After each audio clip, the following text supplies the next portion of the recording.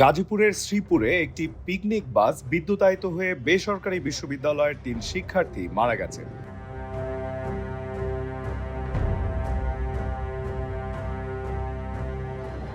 এ ঘটনায় আহত হয়েছেন অন্তত ১৫ শিক্ষার্থী।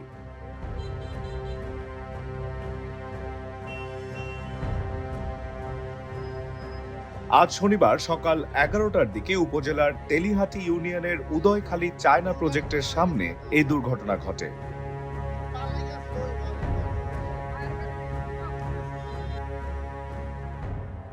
পুলিশ জানিয়েছে তারা ইসলামিক ইউনিভার্সিটি অফ টেকনোলজির শিক্ষার্থী এবং টঙ্গী থেকে শ্রীপুরের মাটিমায়া রিসোর্টে যাচ্ছিলেন।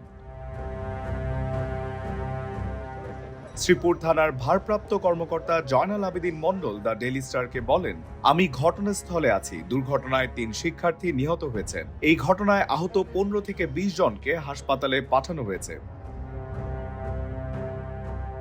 প্রত্যক্ষদর্শীরা জানান, ঢাকা থেকে ছেড়ে আসা বিআরটিসির ৬টি বাস পিকনিক স্পটে যাওয়ার পথে এই দুর্ঘটনা ঘটে। ৫টি বাস নিরাপদে চলে গেলেও একটি বাসের সঙ্গে বৈদ্যুতিক তারের সংযোগ ঘটে যায়। এতে ৩ শিক্ষার্থী বিদ্যুৎস্পৃষ্ট হন।